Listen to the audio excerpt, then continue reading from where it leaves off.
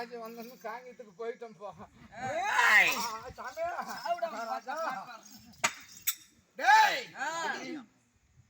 ஏன்டா ரெண்டு ஒருத்தரை படுக்க வச்சிருக்க?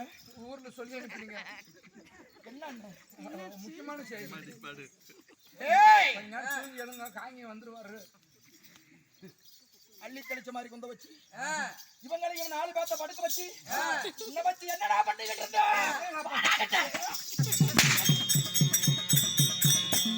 எழுங்கம்மா காலங்கள குமர எழுந்து உக்காரம்மா. உங்களால தொட்டு நாய்க்கு வாங்கி சாப்பிட்றேன். சாப்பிட்டா சேனாதிபதி இறந்துட்டாங்க. சாமி நான் கேட்கறதுக்கு தான் பதில் சொல்லணும். சாமி அப்படியே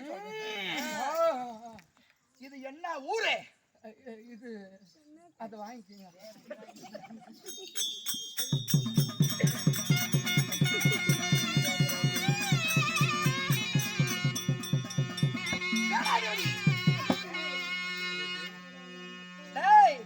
சொல்லுங்க. சென்னாக்கல் புதூர் சென்னாங்கல் புதூரம். எப்படியா கண்டுபிடிச்சிட்டு? ஐயோ கேட்டுன்னு வந்துட்டேன். சென்னாக்கல் புதூர். அதாவது இங்க அமர்ந்திருக்கக்கூடிய அத்துணை பேர்கள் நம்முடைய வன்னிய குல சொந்த பந்தங்க. ஆகட்டுங்க. எப்படி வன்னி குல சொந்த குலம் நம்ம குலம். நாங்க ஒட்ட குலங்க. அப்படி இருக்க அகிலாண்ட கோடி பெருமாண்ட நாயகி அங்காள ஈஸ்வரி ஆதி பரமேஸ்வரி உலகளந்த நாயகி இந்த மாரியம்மனுடைய திருவிழாவை முன்னிட்டு சேலம் மாவட்டம் வாழப்பாடி நம்முடைய சிவசக்தி கலைக்குழுவை அழைத்து வந்து நமக்கெல்லாம் வயிறார அன்னமிட்டு எனக்காக அன்பளிப்பு வாரி வழங்கிய நம்முடைய அருமை நண்பர் சக்தி அவர்கள் அவருடைய குடும்பமும் இங்கு அமர்ந்திருக்கக்கூடிய அத்துணை பேர்களும் இந்த மாரியம்மனுடைய அருளால ஏறுபோன பக்கமெல்லாம் போராக விளைந்து தூங்கிட்டு இருக்கிறார்.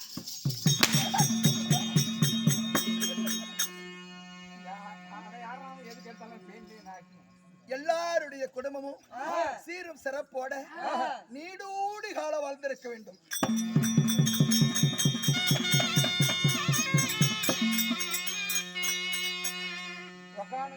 சீரஞ்சலுமா அந்த மாதிரி அம்மா வரம் கொடுக்குது. இந்த படுத்துனுக்கிறவங்களுக்கெல்லாம் எங்கடா படுத்துக்கிட்டு இருக்கிறாங்க?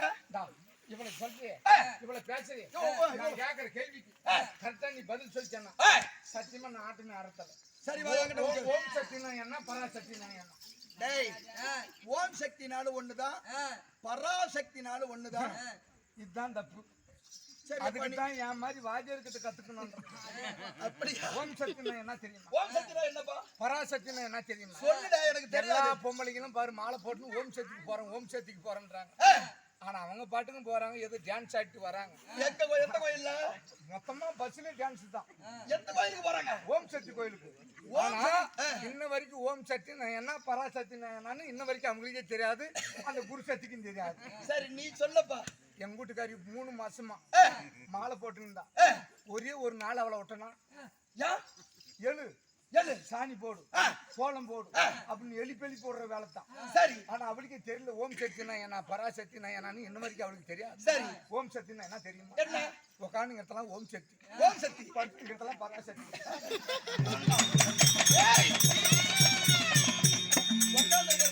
ஓம் சக்தி, படுத்திருக்கிறதெல்லாம் பராசக்தி.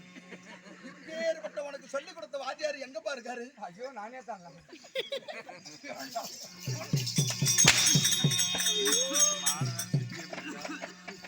நாவை துண்டித்து விடுவேன். ஐயோ நானா தானே சேனாதிபதி தானே சொல்லுங்க.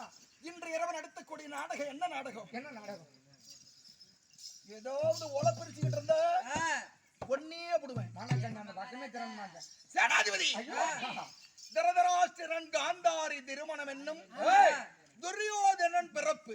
துரியோதனன் பிறப்பு. திருதராஷ்டிரன் காந்தாரி திருமணம் என்னும் துரியோதனன் பிறப்பு. துரியோதனன் பிறப்போ இல்லையோ, பப்புன்னு இறப்பு. அகடத்துக்கு விகடமா பேசினா நீ சொன்னதுதான் நடக்கும். ஐயோ மானா தாமே, எங்க வீட்டுக்காரிக்கு நான் ஒரே ஒரு ஆம்பிச்சாங்க. இவனுங்களுக்கெல்லாம் அது அவங்க வீட்டுக்காரிக்கு தான் கேட்க. 3 நாளா 4 நாளா ஆட்டாச்சு. திடீர்னு வீட்டுக்காரியை போய் பார்க்கலான்னு ஆசையோட போய் கதவை தட்டணும். சரி, வீட்டுக்காரியை தானே போய் கூப்பிடுறேன் அப்படின்னு போய் கதவை தட்டணும் பாரு, யாரோ ஒருத்தன் கிடுக்குன்னு ஓடுறாங்க. வா வீட்டுல இருந்தா. சரி, யாருன்னு பாத்தியா? ஆளு மூஞ்சி பாத்தியா? பார்த்தங்க. யாரு? அப்புறம் பார்த்தா குழந்தைக்காரன் நாட்டுக்கு. டேய், இந்த குழந்தைக்காரங்கிட்டையும் போறாவா முன்னாட்டினா சட்டை பிடிச்சி கேட்டேன், ஏன்டா இவங்க நேரத்துக்கு வரணும் தாங்க, அவன் நேரத்துக்கு குழம்பு கேட்கறான்றானா. எல்லாத்துக்கு விடிய காலம் 3 மணிக்கு போய் 12 மணிக்கு நைட்டு 12 மணிக்கு என்னடா குழம்பு? அறிவில்லை உனக்கு? சேனாதிபதி சொல்லுங்க. இன்று இரவு நடத்துற நாடகத்துல நான் யாரு? என் பெயர் என்ன? அப்படி கொன்னே விடுவேன். ஐயோ நான் கொன்னும் தான் கிடக்குறேன். நான் யாரு? என் பெயர் என்ன? என் குலகோத்திரம் என்ன? சொல்லுங்க பார்க்கலாம். என் பிறவி, என்னுடைய முந்தைய பிறவி என்ன? சாமி அறிவிக்கிறேன்.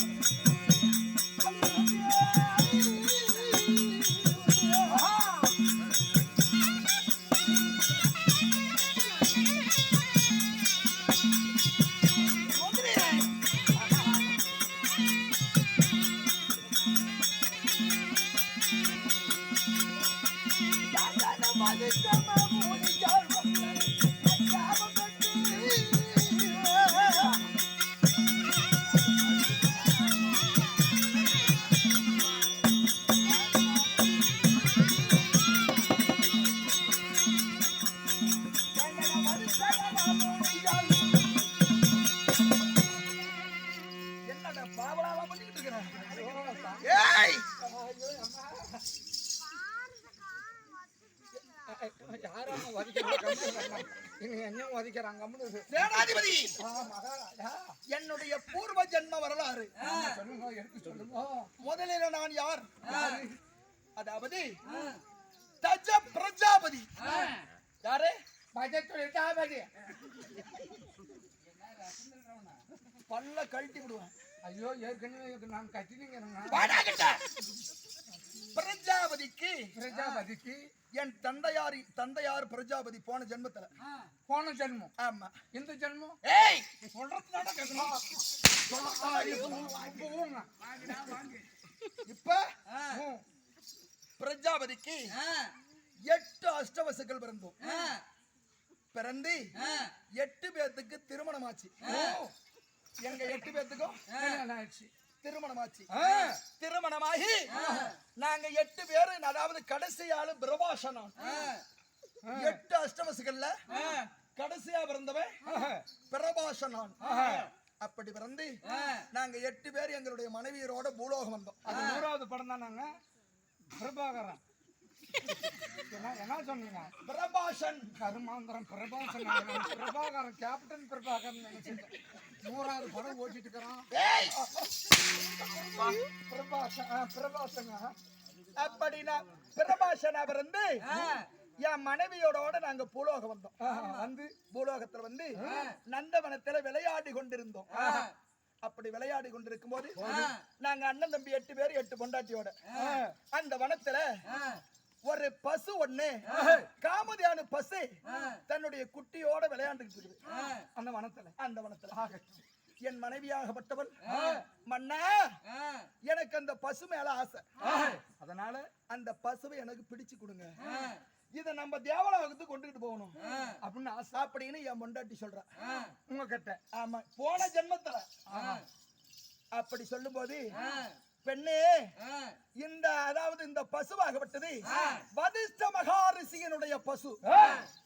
இந்த பசுவை நம்ம கொண்டுகிட்டு போனா நம்ம வீணா சாபத்துக்கு ஆளாவும் அப்படின்னு என் பொண்டாட்டிக்கிட்ட நான் சொன்னேன்.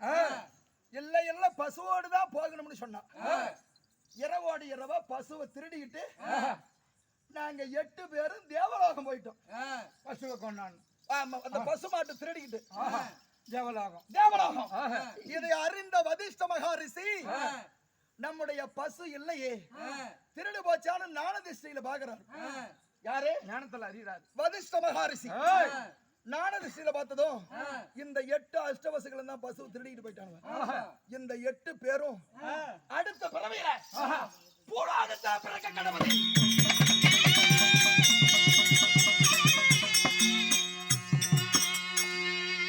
பூலோகத்துல இந்த 8 அஷ்டவசுகளும் பிறக்க கடவுள் சாபத்தை கொடுக்கிறாங்க.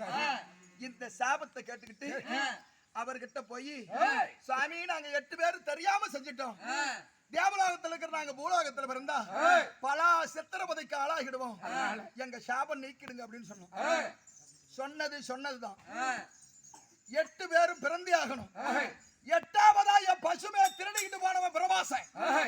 அவன் இந்த பூலோகத்துல பல துன்ப இன்னல்களை பட்டு அவன் மறுபடிதான் வந்து சேரணும். நான் கொடுத்த சாபம் இப்படிதான் சொல்லிட்டார். அதே போல நாங்க 8 பேரும் போய் கங்கா தேவி கிட்ட போய் சொல்றோம். என்னன்னு? அம்மா, பூலோகத்துல நாங்க பிறக்கும்படி சாபத்தை வாங்கியிருக்கோம். நாங்க 8 பேரும் பூலோகத்துல பிறப்போம். அப்படி நாங்க பிறந்தா என் 7 பேர்த்த பிறந்தது எங்களை உடனே எங்களை மேலோகத்துக்கு அனுப்பிவிட்டுரு. 7 பேர்த்த மேலோகத்துக்கு அனுப்பிவிட்டுரு. 8வதா நான் பிறந்து என் விதி விட்ட வழி ஆகட்டும்னு சொன்னேன். கங்கையினுடைய வார்த்தைப்படி என் அண்ணன்மார்கள் 7 பேர் பிறந்தோம். 7 பேரும் தண்ணி கங்கையில தூக்கி போட்டு 7 பேரும் மடிஞ்சிட்டாங்க. 8வதா நான் பிறந்தேன். சொல்லுங்க. ஐயோ தானே சொல்லுங்க.